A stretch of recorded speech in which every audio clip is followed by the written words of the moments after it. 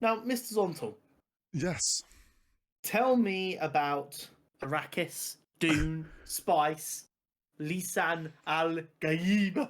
Lisan Al Gaib. Uh, so last week I'd watched episode one, part one of Dune. Um, and I can't remember if I talked about it last week on the pod You or not. mentioned in the intro last I week that think you'd brief. watched it and you very much enjoyed it, So but you said yeah, you'd save it for this week. instantly was like, I'm I'm a sucker for your typical high fantasy stuff like D&D and Lord of the Rings. I love Lord of the Rings. Always will do. Will always probably just slightly like bump ahead of sci-fi and Star Wars and stuff. But I love sci-fi.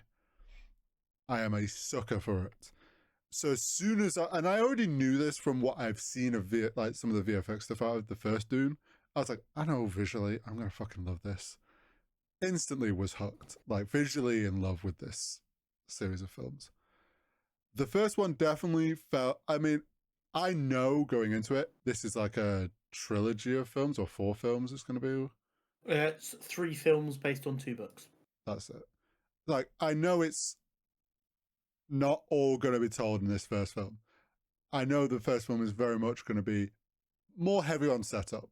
So I was like well aware of that, and it definitely is. Like obviously, there's lots that goes on in it, and the story ramps up towards the end. Um, but yeah, the visuals, the stories got me hooked. Was instantly in love with it. Instantly in love with all the politics and the depth. I'm a sucker for world building. This is the thing that struck me when watching it because I haven't read the books. It is such a high fantasy sci-fi world. Yes. Like, and it's even what's more even crazy to me is this is like it's not the first work of sci-fi, obviously, but it's an early sci-fi work before sci-fi really catapulted into the mainstream. And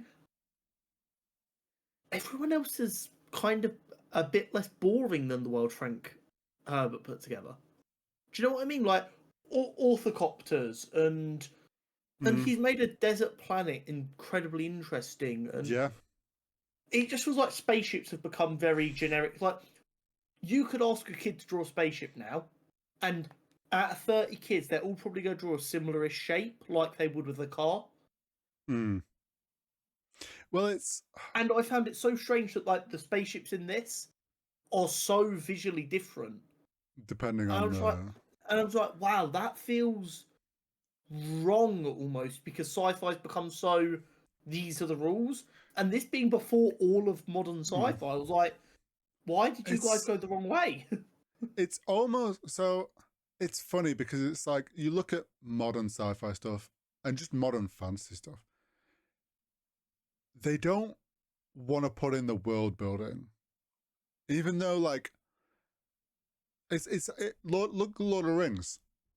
Predominantly, that story focuses on the hobbits and then the elves, and yes, and also versus the orcs.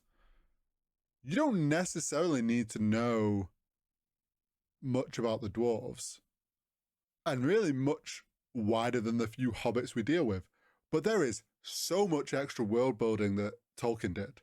He like fleshed out that universe, which allows for those more creativity in explaining these different characters that come in and how the same it feels the same for Dune. There's so much world building there with these different houses, all with their like obviously like gone into their visual language of how their house looks and how their ships are and what characteristics they have, which is like you say very high fantasy esque to Yeah, do. it felt like its own genre, despite being like seen as like an inspiration for a lot of sci-fi work post it. It felt so much more fantasy. It felt like because sci-fi wasn't popular yet, that he wrote a fantasy book just set in the future with technology instead of writing a sci-fi book.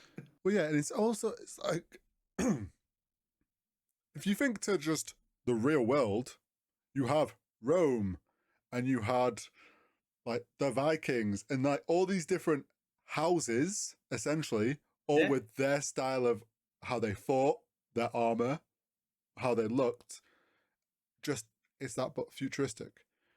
And that, like you say, it makes a desert planet so interesting. Like the amount of depth into how would the planet work, how would they be surviving on the planet, all of this, that all is so well set up in the first film for people that have no clue about obviously the books or anything. There's enough given to you that you're like, oh, there's a lot of depth here, but I've got the information I need. So then obviously I was in love with the first one. So then going into the second one, where shit ramps up now.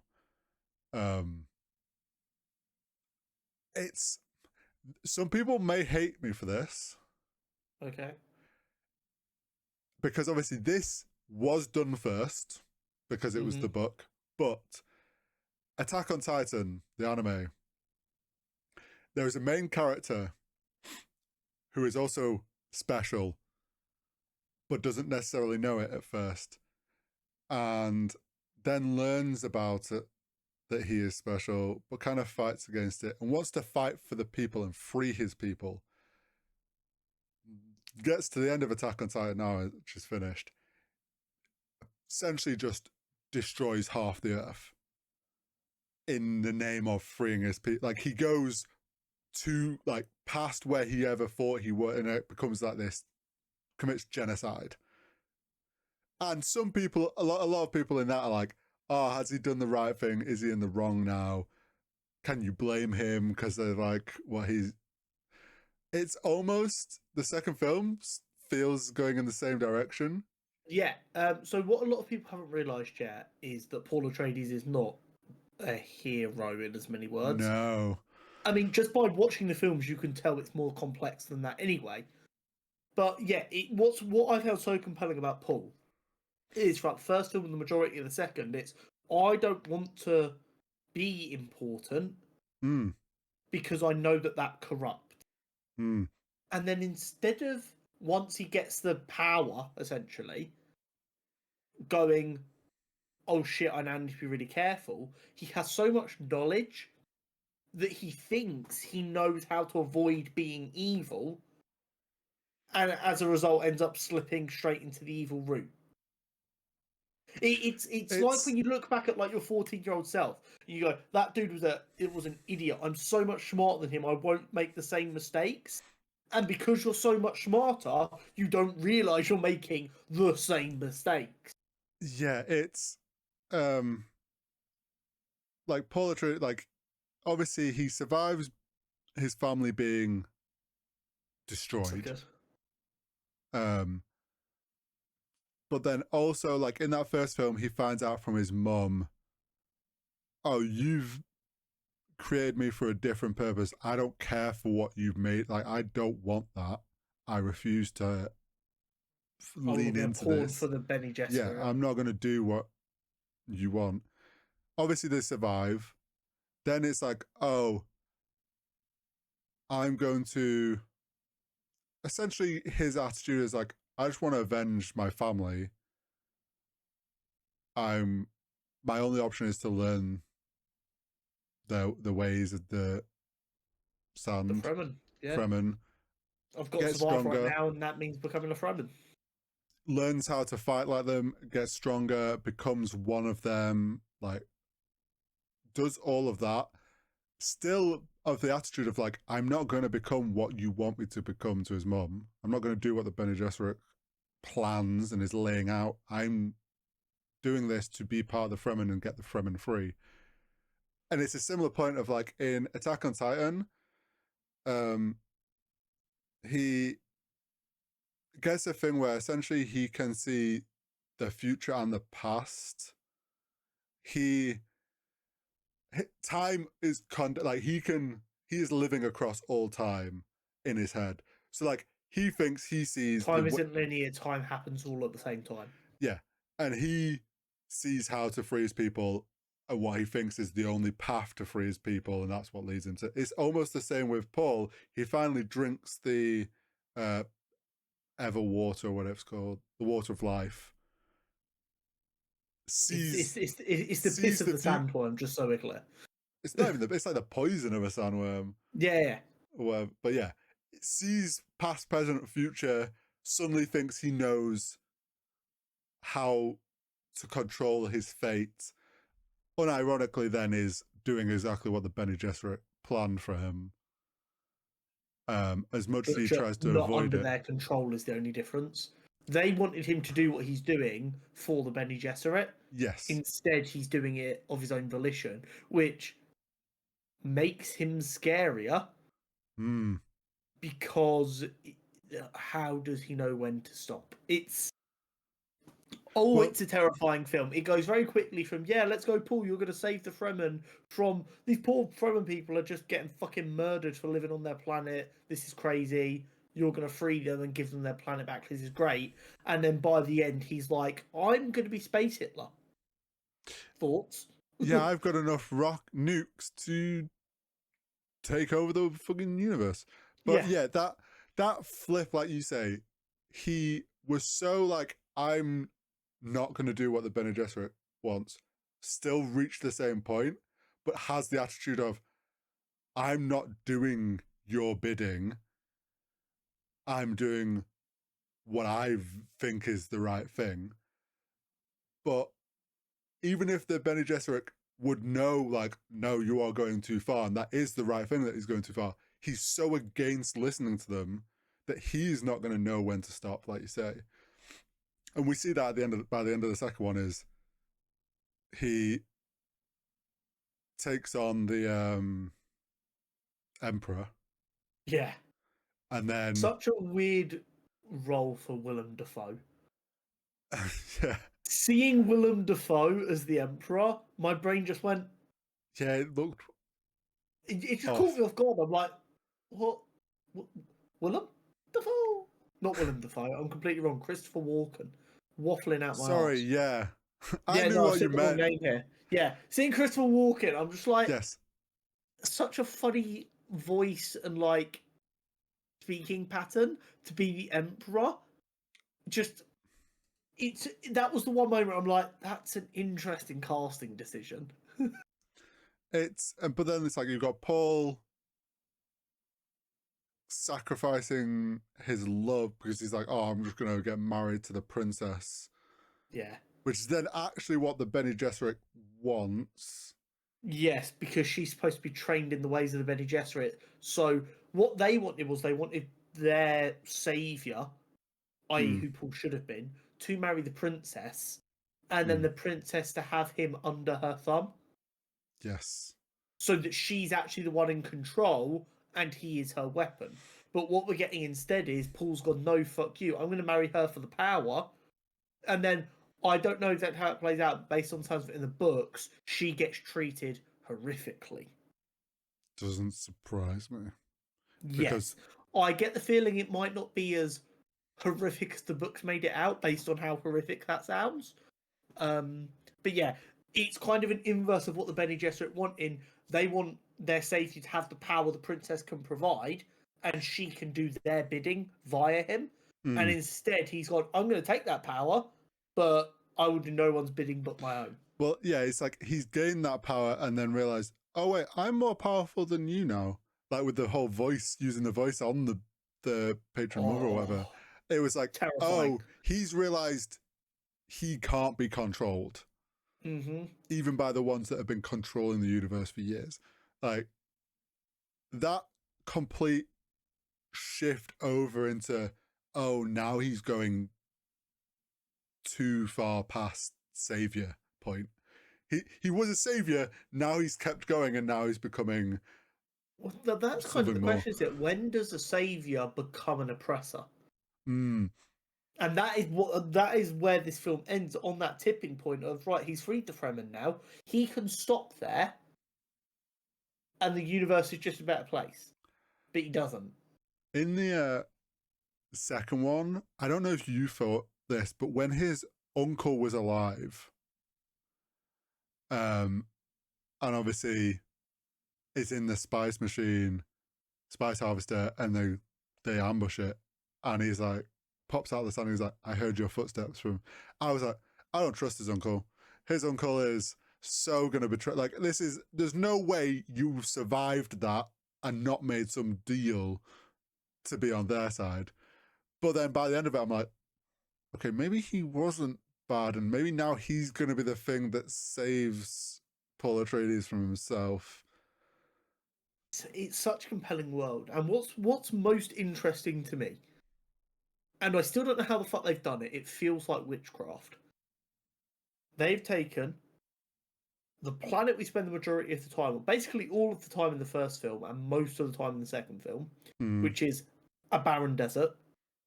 And then they've written a script that has so incredibly few spoken words, and somehow it is interesting for every single second.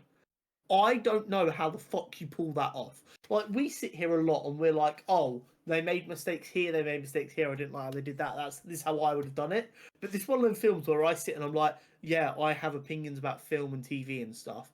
I can't even begin to comprehend how you put together a script with such few lines, set on a planet with such little natural interest, because it is just all the same colour and all pretty open, and you make it so compelling visually, and it makes you hang on every single word spoken. It's craziness. It's that's what I said at the beginning. It's the world building. Like, because there's so much depth to the world building in the books, they've focused on that in the films. And we have seen the Fremen culture, their structures that they've built, this whole like circle, like their whole kind of culture around water. You don't waste your water, you don't cry. How when their body, like if one of them dies, they're drained, put back into this pool of water that they will never use. It is purely just there for their cycle of life. It's like a religious thing for them.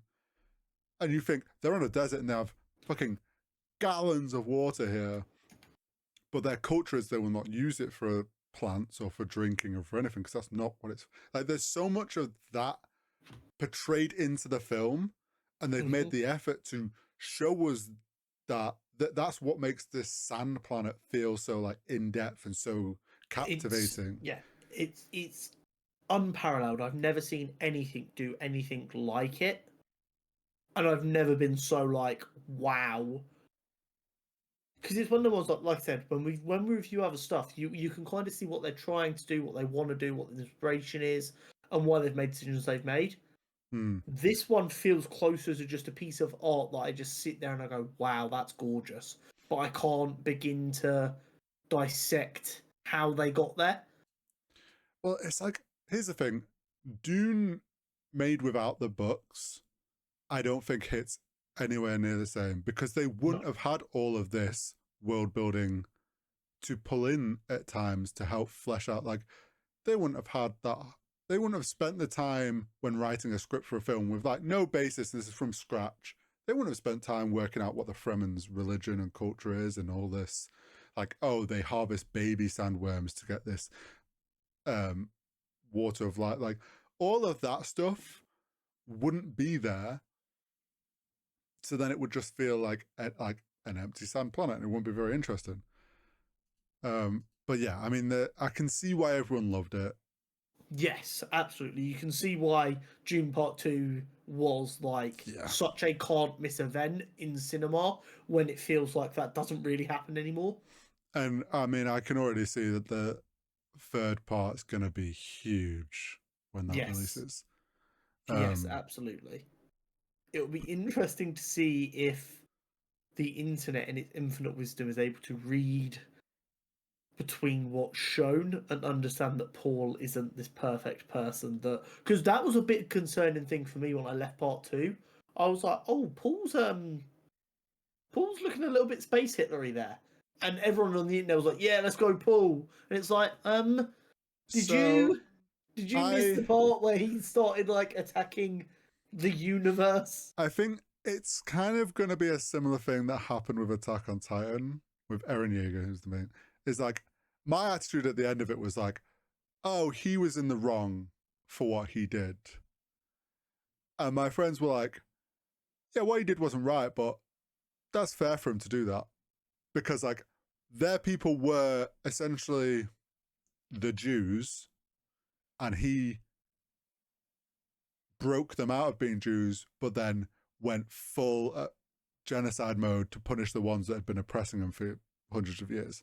That's how, like, the attack. So it's like, there will be people, I imagine, come out of the third one that go, yeah, fucking Paul Atreides.